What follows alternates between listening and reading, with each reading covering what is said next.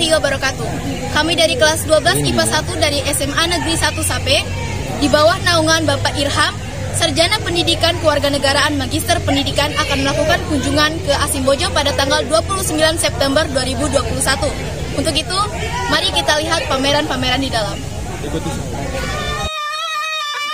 Setibanya kami di Asimbojo disambut hangat oleh pemandangan teras, rerumputan yang bersanding dengan lare-lare, yaitu gerbang utama Asimbojo, dan beberapa peninggalan sejarah di sekitarnya.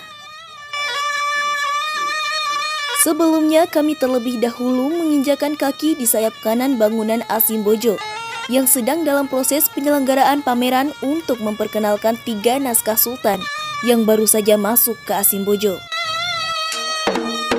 Naskah Sultan Ismail, Surat Emas Sultan Ismail Muhammad Shah 1817 sampai dengan 1854. Surat ini dikirimkan pada tahun 1823 untuk memperbarui kontrak perdagangan dengan Belanda. Pasca Inggris mengembalikan lagi kekuasaan di Hindia Timur. Naskah kedua, Surat Diplomasi Sultan Bima ke-9, Sultan Abdul Hamid Muhammad Shah 1773 sampai dengan 1817, dikirimkan kepada Gubernur Jenderal Peter Gerardus van der Overstraeten di Batavia. Selanjutnya, naskah silsilah Sultan Bima ditulis oleh seorang juru tulis istana keturunan Melayu bernama Muhyiddin pada era Sultan Hasanuddin Muhammad Ali Shah.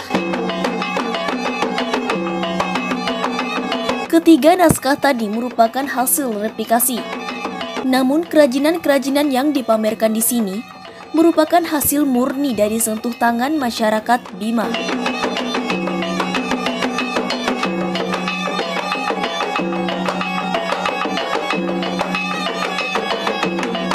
Sebelum diizinkan untuk mengelilingi Museum Asimbojo, kami terlebih dahulu mendengarkan pengarahan dari Bapak Kepala Museum mengenai Asimbojo beserta isinya. Bima, lukisan Dana Taraha, makam Kolobali juga dilukis oleh Ajeti. Ini perkembangan Istana Bima hingga sekarang ini yang lama sebelum dipugar. Inilah yang sekarang ini di sebelah timur namanya Asimbowo, Sungai Kayu itu. Asimbowo yang sekarang masih ditempati oleh keluarga Istana Bima. Ya. Itu sekilas tentang Asimbojo. Setelah mendengar penjelasan mengenai Asimbojo, kami dibimbing untuk memasuki setiap ruangan yang ada di Asimbojo. Ruangan pertama yang kami kunjungi merupakan ruangan terapan, tempat penyimpanan benda pusaka, peralatan makan sultan, dan peralatan upacara yang digunakan pada masa Kesultanan Bima. Kalau yang ini namanya pasukan kudanya raja. Kalau raja kemana-mana ya diikat di kepalanya yang pasukan kuda itu. Kalau di bawahnya ada cambuk dan pelanganya. Paju Monca merupakan payung kebesaran Kesultanan Bima yang dibuat pada masa pemerintahan Sultan Nuruddin Abu Bakar Ali Shah. Pucuk payung dan lingkaran payung terbuat dari emas, dan bahan payung terbuat dari daun lontar.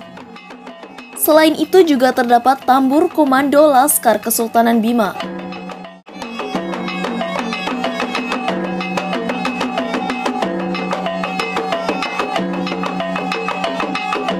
Selanjutnya kami diperlihatkan kamar tempat peristirahatan Bung Karno saat pertama kali menginjakan kaki di Bima, pasca kemerdekaan tahun 1950.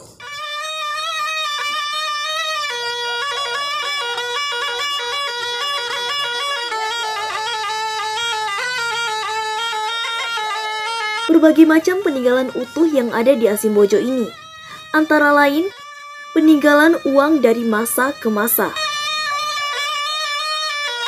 Di sisi lain ruangan, terdapat pakaian-pakaian baik pakaian keseharian maupun pakaian perang yang digunakan pada masa Kesultanan Bima.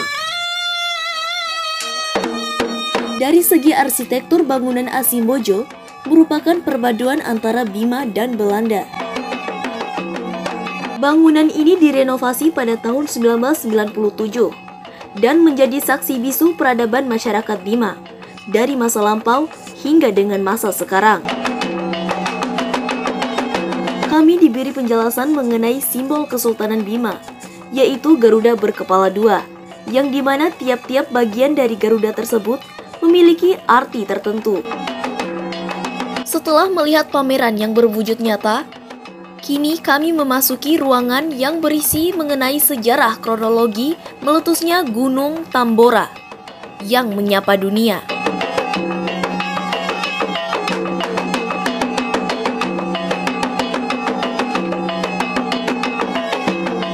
Kami mendapat banyak sekali pembelajaran pada hari ini. Hanya dengan tiket masuk Rp2.000, maka kita dapat merasakan pembelajaran yang sangat efisien. Bagaimana harapan Bapak terhadap kelanjutan pelajaran bulog setelah studi tour di Museum Asimbojo? Oh ya, terima kasih. Saya pertama mengucapkan terima kasih atas kunjungan dan partisipasi dari siswa SMA Negeri 1 Sape dalam rangka kunjungan studi di Museum Asimbojo.